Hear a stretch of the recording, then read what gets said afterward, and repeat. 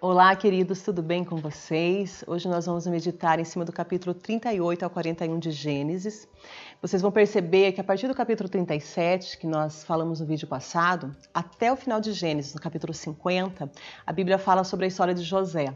Aqui no capítulo 37, José tinha sido vendido pelos seus irmãos, fala da inveja, do problema que ele tinha com seus irmãos, e até o capítulo 50 vai estar falando sobre a trajetória de José no Egito, sobre os feitos de Deus através da vida desse homem. Mas o capítulo 38, ele é um capítulo que ele fala como se fizesse um paralelo. Enquanto José está no Egito, aqui fala do seu irmão Judá.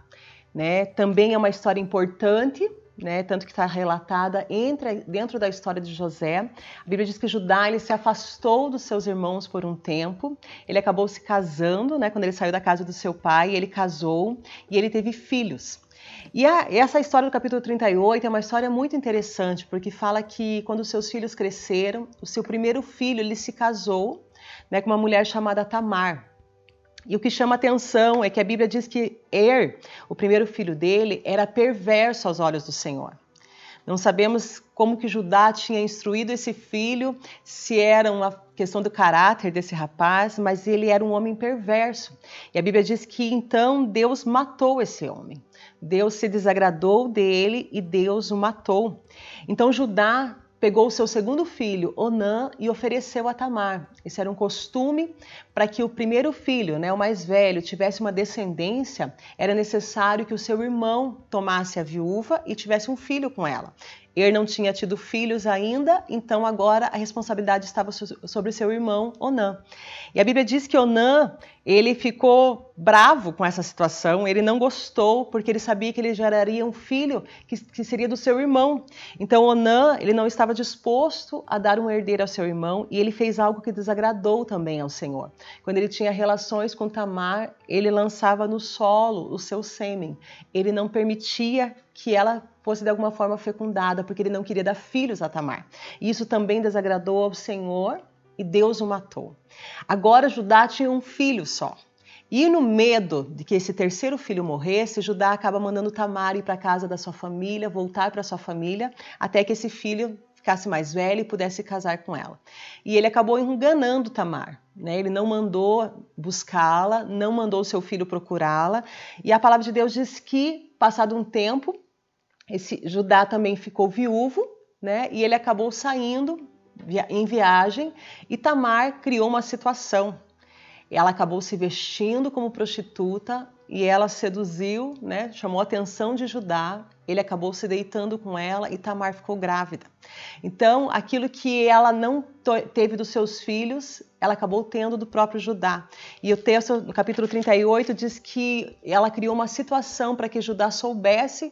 Quando você leu ali, você percebeu que é uma situação, irmãos, que não está registrada na Bíblia para que a gente entenda como uma situação certa, mas para que a gente possa ver que uma falha não justifica a outra. De certa forma, Judá estava falhando com Tamar.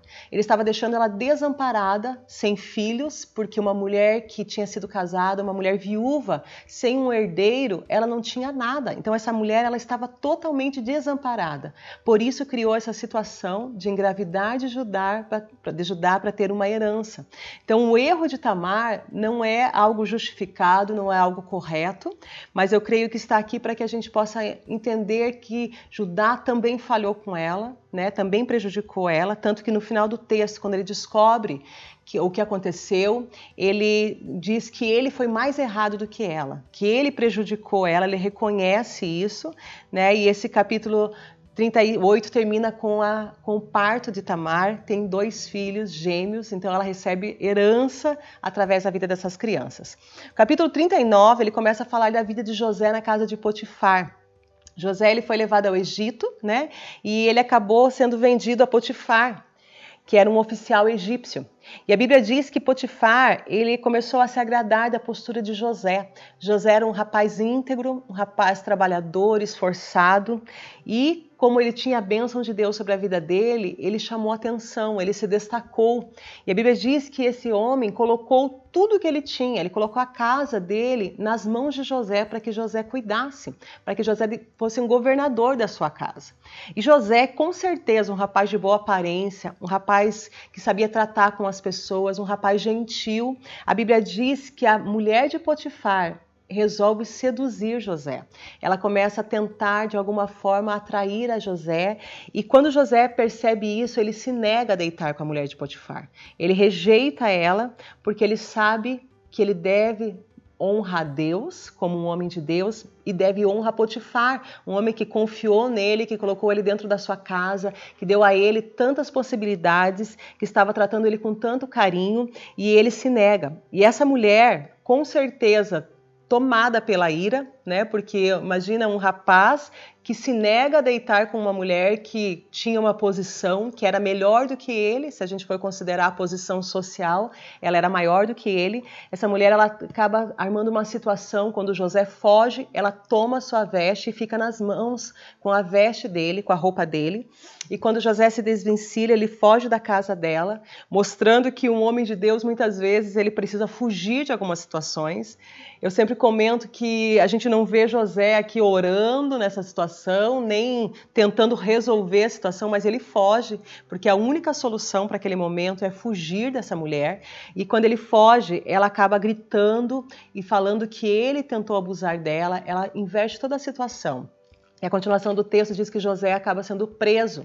É claro que entre ouvir um rapaz que era um servo, entre ouvir um rapaz que tinha sido vendido como escravo e ouvir uma mulher que era casada com um oficial, que tinha uma posição social, com certeza eles deram um ouvido a José. E Potifar, com certeza, ficou extremamente ofendido com esse rapaz e ele acabou sendo preso. O capítulo 40, ele fala sobre José na prisão. E o que chama a atenção já no começo do capítulo, irmãos, que diz que depois de algum tempo, o chefe dos copeiros e dos padeiros foi preso também. E José, dentro da prisão, ele começou a se destacar também. A Bíblia diz que as pessoas que estavam ali estavam sob a responsabilidade de José. Isso chama muita atenção porque nós vemos que um homem de Deus, uma pessoa posicionada com Deus, uma pessoa que teme a Deus, aonde ela estiver, ela vai se destacar. José se destacou na casa de Potifar, ele se destacou na prisão, ele poderia simplesmente ter ficado revoltado por estar preso e ter ficado num canto da cela, emburrado, né, sem falar com ninguém, indignado porque ele foi injustamente acusado, mas aqui nós vemos um homem que se posiciona e acaba sendo responsável por todos aqueles que estão presos. E no capítulo 40 fala que ele interpreta o sonho desses dois homens.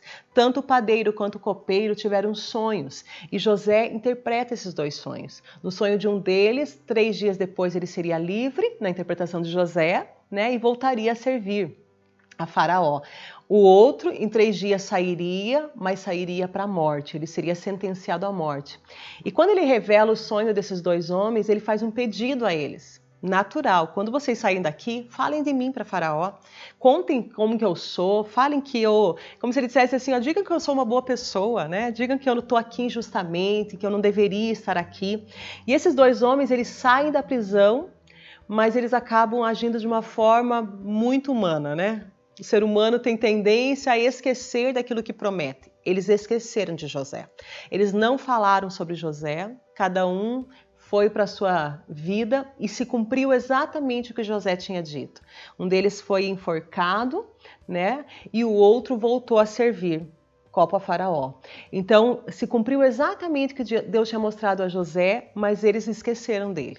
No capítulo 41, o próprio Faraó tem um sonho.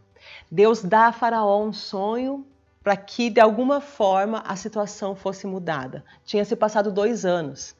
Irmãos, eu fico pensando, 2 anos, o copeiro não lembrou de José. Em 2 anos, ele estava tão bem, talvez fazendo o trabalho dele, que ele esqueceu da promessa que ele tinha feito para José. Mas Deus não esqueceu de José. E quando o Faraó tem esse sonho e comenta sobre a agonia que ele está tendo com aqueles sonhos, os sonhos dele são muito reveladores e muito perturbadores.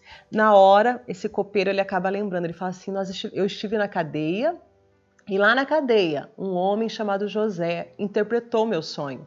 Ele interpretou o sonho do meu companheiro que estava ali e tudo que ele nos disse aconteceu. Tudo que ele falou para a gente que ia acontecer, aconteceu. Então o faraó manda chamar José. E José, na mesma hora que ele fala do seu sonho, José consegue interpretar o sonho, consegue revelar que o sonho que Deus estava dando para Faraó era de um tempo, 2 períodos de tempo que viriam sobre a terra do Egito. Um período de grande fartura, seguido de um período de fome.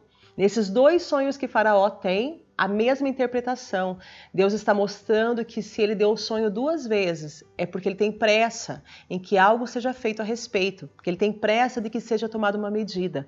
E quando ele fala desse sonho, Faraó então resolve colocar ele para cuidar da terra, dar poder a José, um homem que estava preso, que estava lá por anos, 13 anos, largado numa prisão. Agora ele é tirado da prisão não somente para a liberdade, mas para ser um homem poderoso, o segundo maior homem sobre o Egito. Faraó dá a ele todo o governo, que está sobre ele. Ele fala assim: agora você vai ser um oficial, um governador, e tudo que você fizer a gente vai acatar. Tudo que você falar vai ser feito.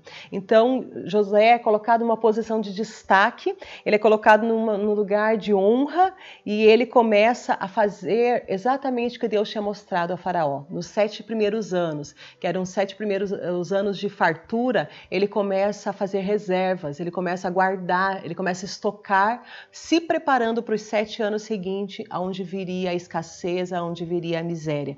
E Deus acabou cumprindo tudo o que tinha dito a ele. No versículo 53 diz assim: por fim, terminaram 7 anos de colheitas fartas em toda a terra do Egito. E começaram 7 anos de fome, como José havia previsto.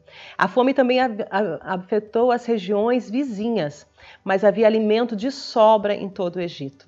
Depois de algum tempo, porém, a fome também se espalhou pelo Egito. E quando o povo clamou a Faraó para que desse alimento, ele respondeu a todos os egípcios: se dirijam a José e sigam as instruções dele. Quando faltou alimento em toda parte, José mandou abrir os armazéns e vendeu cereais aos egípcios, pois a fome era terrível em toda a terra, e gente de todos os lugares iam ao Egito comprar cereais de José, pois a fome estava terrível no mundo.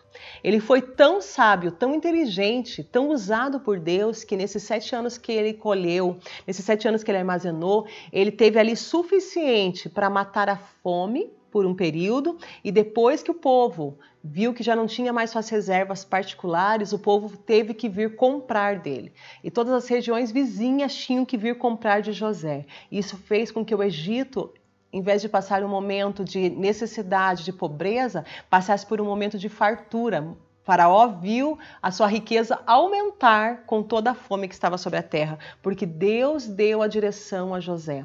Algo que me chama muita atenção nesse texto, irmãos, é que Deus ele sempre avisa os seus servos quando ele vai fazer algo grande.